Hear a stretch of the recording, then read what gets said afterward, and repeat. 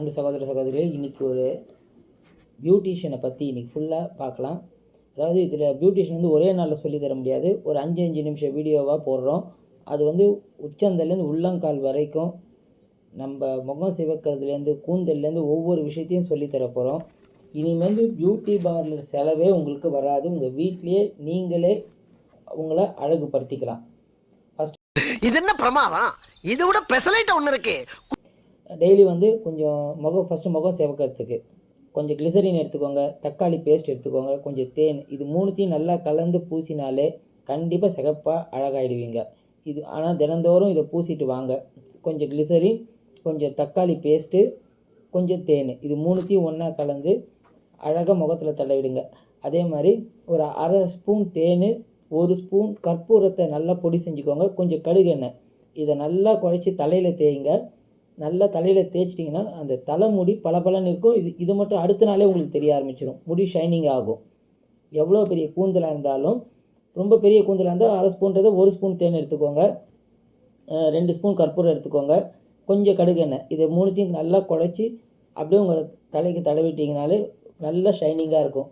சரும அழகுக்கு வந்து அதிகமாக முட்டைகோஸ் சாப்பிடுங்க. எவ்வளோக்கு எவ்வளோ முட்டைகோஸ் சாப்பிட்றீங்களோ அவ்வளோக்கு அவ்வளோ அது நல்லது. ஆனால் அதில் என்னென்ன பொருட்கள், கால்சியம் இருக்குது, இரும்பு சத்து இருக்குது, விட்டமின் இருக்குது, இதெல்லாம் உடலுக்கு நல்லது.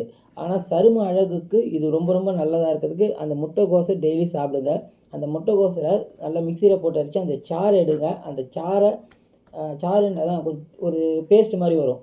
அதை நல்லா முகத்தில் தடவினாலே இந்த ட்ரை ஸ்கின்ன்றாங்க, வறண்ட சருமமாக இருக்கிறது நல்லா சாஃப்ட் ஆக்கி விட்ரும். இதெல்லாம் ஒரே நாளே உங்களுக்கு தெரிஞ்சிடும். அடுத்த நாளே உங்கள் முகத்தில் ஒரு மாற்றம் தெரியும். இது வந்து முகம் சுருக்கமும் கொஞ்சம் கொஞ்சமாக மறைஞ்சிட்டு போகும். அதே மாதிரி இந்த முகத்தில் கரும்புள்ளி நிறைய பேருக்கு இருக்கும். இந்த கரும்புள்ளிக்கு என்ன பண்ணுறது?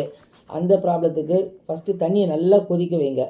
அதில் ஃபஸ்ட்டு ஆவி பிடிங்க. நீங்கள் சாதா தண்ணியை கொதிக்க வச்சு ஃபஸ்ட்டு அதில் ஆவி பிடிச்சிருங்க. அப்புறம் ஒரு சுத்தமான வெள்ளை துணியில் நல்லா முகத்தை அழுத்தி துடைங்க. அந்த அழுத்தி துடைக்கும் போது அது வந்து வேர்வை அந்த துவாரங்கள் வழியாக இருக்கிற கிருமிகள் வளராத இந்த கருப்புள்ளிலாம் வர ஆரம்பிக்கும். அது எல்லாமே பாக்டீரியாஸ் எல்லாம் வெளில வந்துடும். முகம் ஷைனிங் ஆகும். அதே மாதிரி ஒரு முட்டையை உடச்சி அதுலேருந்து வெள்ளைக்கருவை மட்டும் எடுங்க, மஞ்சள் எடுக்காதீங்க. அந்த வெள்ளைக்கருவோட இந்த ரோஜா இதோட சாறு கடையில் விற்கும், அதில் ஒரு 5 சொட்டு அதை நல்லா கலந்து அந்த கலவையை அப்படியே முகத்தில் பரவலாக அப்படியே முகம் ஃபுல்லாக அப்படியே தேய்ச்சிட்டு வந்தாலே அரை மணி நேரம் அப்படியே ஊற வைங்க. அப்படியே அந்த மீதி அந்த வெதுவெதுப்பான தண்ணி இருக்குது பாருங்கள், அந்த வெதுவெதுப்பான தண்ணியில் முகத்தை நல்லா கழுவிட்டு அதே மாதிரி ஒரு நல்ல துணியில் அழுத்தி துடைச்சிட்டு வாங்க. மிஞ்சி போனால் ஒரு 3 நாள், அதிகபட்சம் 1 வாரத்தில் அந்த கரும்புள்ளிலாம் போயிடும். சிலதுக்கு உங்களுக்கு ஒரே நாளில் கரும்புள்ளி போடணுன்னா அதே மாதிரி தண்ணியை நல்லா கொதிக்க வச்சிடணும்.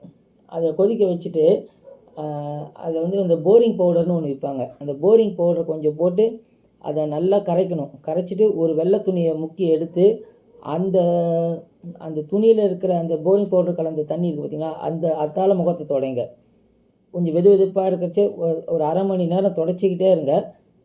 துடைச்சிட்டு அப்புறம் கொஞ்சம் நல்லா கோல்டு வாட்டரில் கொஞ்சம் வாஷ் பண்ணி பாருங்களேன். ஒரே நாளில் கரும்புள்ளி அடியோடு போயிடும்.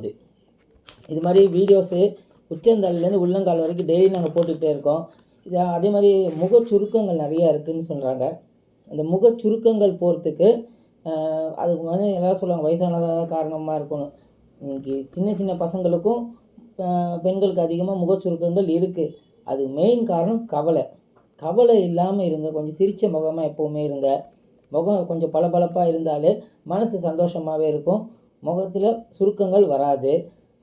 இப்போ அந்த சுருக்கத்தை எப்படி எடுக்கலாம் அப்படின்னு பார்த்தீங்கன்னா, டெய்லி மஞ்சள் தேய்ச்சி குளிங்க. மஞ்சள் தேய்ச்சி எவ்வளோக்கு எவ்வளோ குளிக்கிறீங்களோ அது முகத்துக்கு குளிர்ச்சி தரும், முகச்சுருக்கத்தை அது எடுக்கும். அதே மாதிரி அலங்காரம் செய்கிறதுக்கு முன்னாடி முகத்தை நல்லா க்ரீம் போட்டு நல்லா தேய்ச்சிக்கோங்க. அதனால் முகம் வந்து கொஞ்சம் பளபளப்பு நல்லா தெரியும்.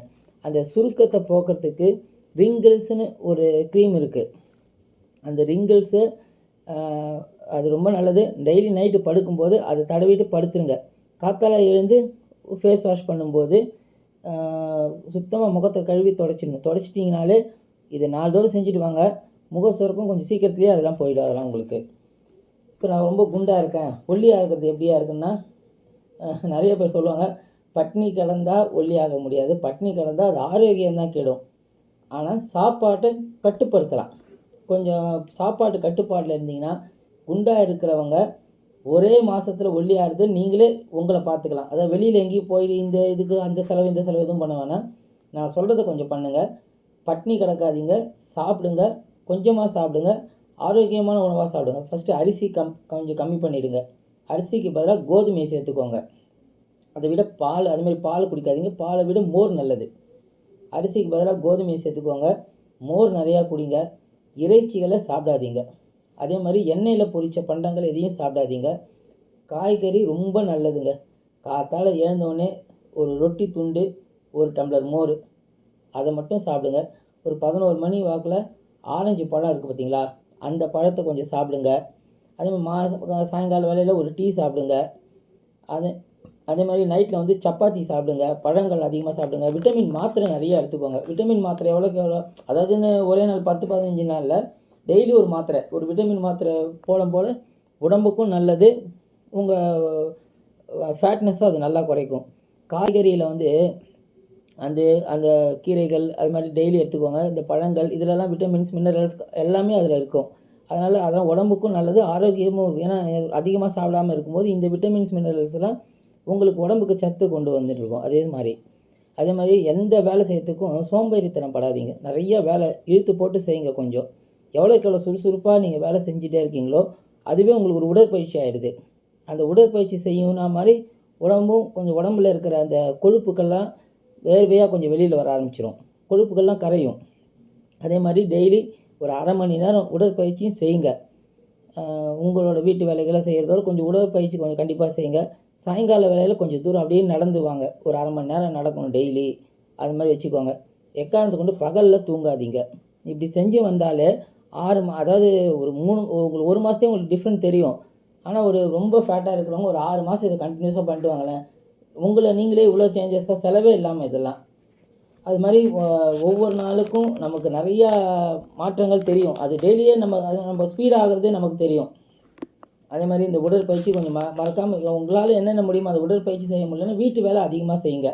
அதே மாதிரி உணவுகளை அதிகமாக, நான் அழகாக ஆகணும் அப்படின்ற மோட்டிவேஷன் இருக்கிறவங்க தயவுசெய்து உணவுகளை முதல்ல மாற்றுங்க.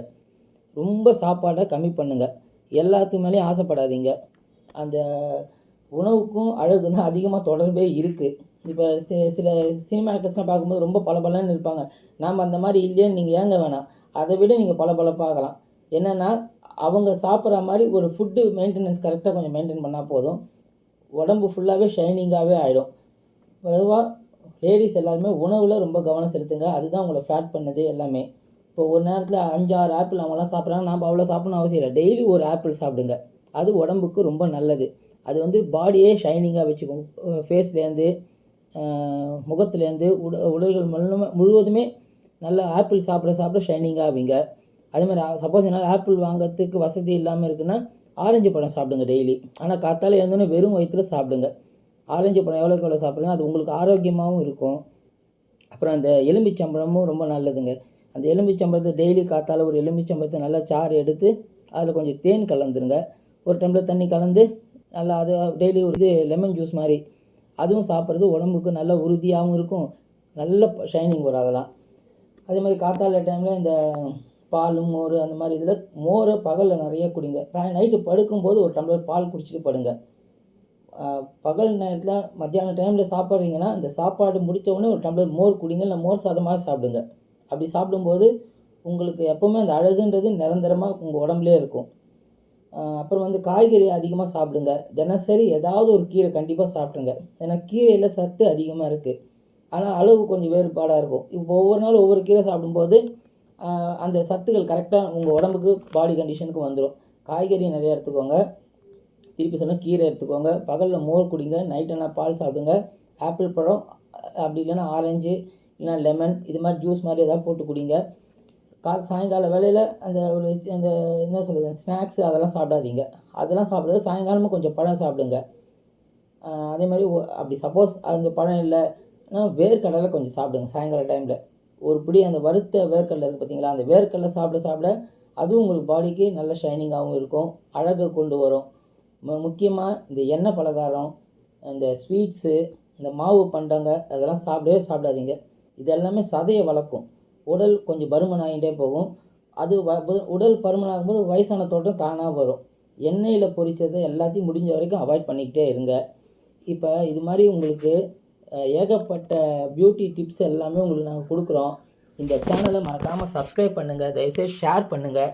நீங்கள் எவ்வளோக்கு எவ்வளோ ஷேர் பண்ணுறீங்களோ உங்கள் ஃப்ரெண்ட்ஸ் சர்க்கிளுக்கு அது ரொம்ப யூஸ்ஃபுல்லாக இருக்கும். அண்ட் தென் இந்த வர வீடியோஸ் எல்லாமே உங்களுக்கு டெய்லி நோட்டிஃபிகேஷனும் வரும். இந்த வீடியோ பிடிச்சிருந்தால் லைக் பண்ணுங்கள், ஷேர் பண்ணுங்கள், கமெண்ட் பண்ணுங்கள் மற்றும் சந்தோஷமாக வாழுங்க. வாழ்க வளமுடன்.